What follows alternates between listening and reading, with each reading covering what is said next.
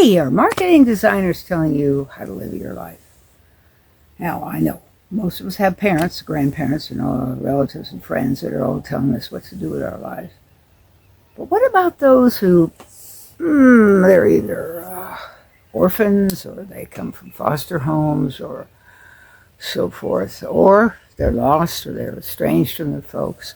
They've decided to do anything their parents told them not to do, just to be ornery, just because they want to find themselves.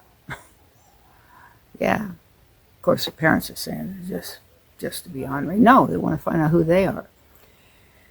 Marketing people tell us we go through high school, we do well, we go to college, we pick a course, we pick a field, we go into it, we stay into it, we get married, we have a family, we have a house with a white picket fence, and then we retire somewhere, and that's it.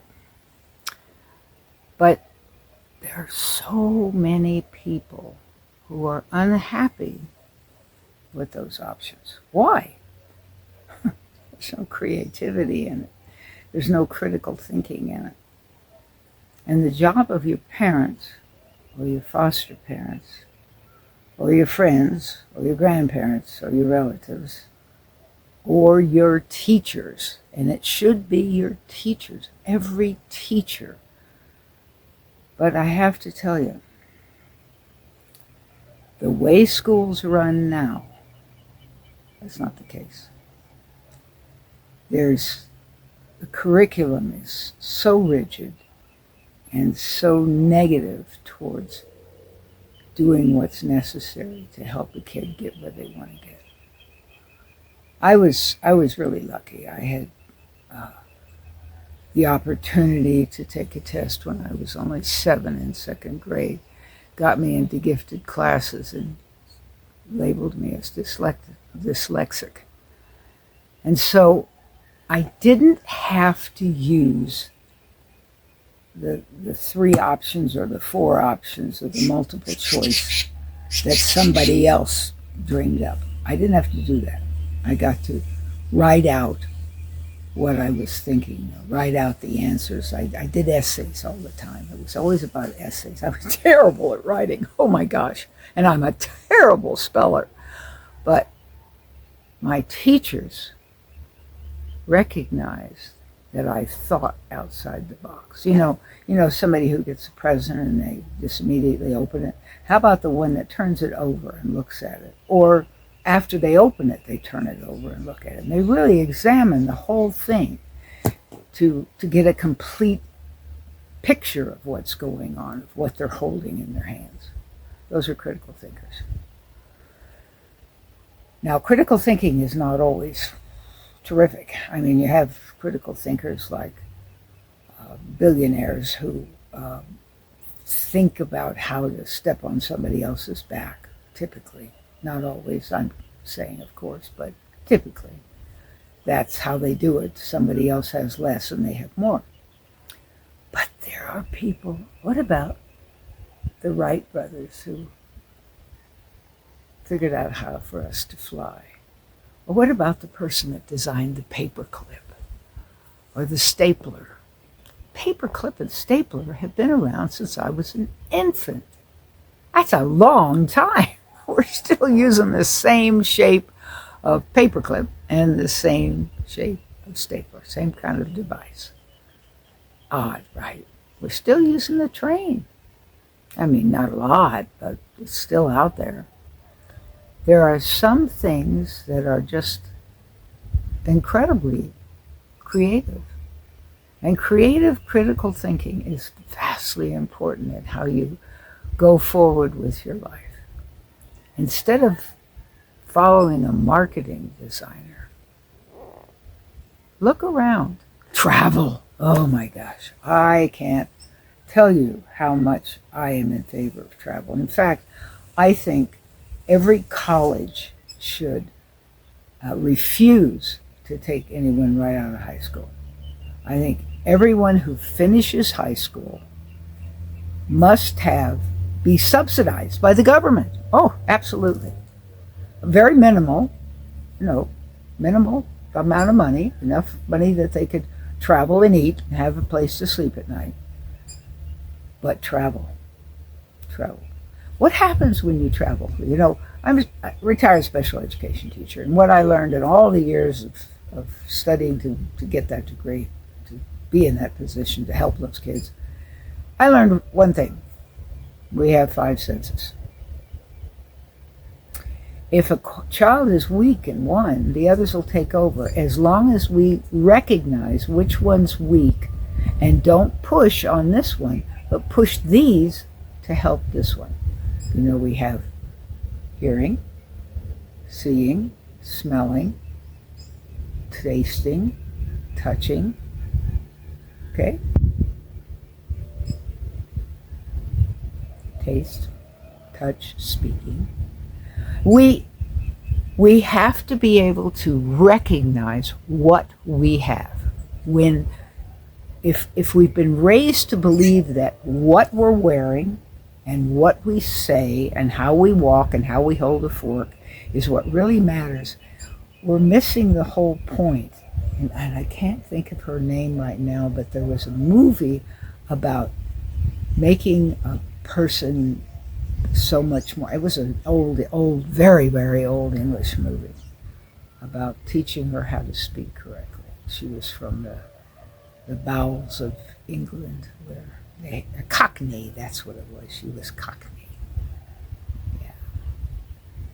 That was to show you that those things are learned. And the things we learn as a child never leave. I tell you what happens when I get around Southerners, my old Southern accent comes right out because I lived in the South for years. Y'all doing all right? You can't let it go. It's there. Maybe buried, but inside you have an inner child. And that inner child takes with them what they learned. They may look at it in a different way. They may even resent it. But they take it with them. It doesn't go away. Those lessons are deeply inside of us. So, are you listening to marketing designers? Do you decide that you have to have this brand of coat and this brand of clothing to be who you are? I don't agree. I believe that if you have made yourself who you want to be, that you can put on that coat and be that person too if you need to be. But maybe it's not really you. And as long as you remember that, go ahead and put that coat on. Go ahead and do what you have to do. But know that that's not who you are. You're playing a role. You're doing like my husband used to talk about, FBI director, and he would decide where you could live and what car you could have. And oh man, come on, you know, we live in an authoritarian space or a democracy. And that's a good question too. We have to ask ourselves that. Do we want to? You know, that was one of the things. When I came here to Ecuador, I wondered what a social democracy was. And I've seen it. The indigenous people really have a lot of power here. And the indigenous people really have a lot of answers. Answers that we need to hear right now because of what's going wrong in our world. We need to listen to the fact that feeling like the land belongs to all of us, feeling like we all have responsibility for everything, feeling like we all need to share whatever we have, whether it's emotions or money or food or understanding or knowledge. That's the only reason I'm doing these videos. Well, not the only reason. I do them because they're fun. But the fact is, I want you to know everything I know. You don't have to believe it. No, that's not necessary. Just know that I said it and think about it, because critical thinking skills are the most important aspect that you could have in your life. When a marketing designer shows you something, you step back and question it. Honestly, because that person is trying to sell you something. Whether it's an idea or a blazer, they're trying to sell you something. So what I want you to do is to say, nope, I'm going to think about it and do it. Research it. When you've got the internet, you can get the answer to any question you have.